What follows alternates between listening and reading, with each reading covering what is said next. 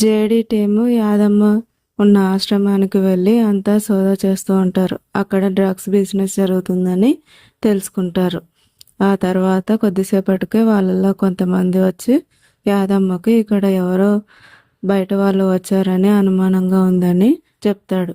దాంతో యాదమ్మ అక్కడున్న వాళ్ళందరికీ, మీకందరికీ నేను నిస్వార్థంగా సేవ చేస్తుంటే దాన్ని చెడగొట్టడానికి కొంతమంది మన మధ్యలోకి వచ్చారని, వాళ్ళని మీరే శిక్షించాలని అక్కడున్న వాళ్ళని రెచ్చగొడుతుంది.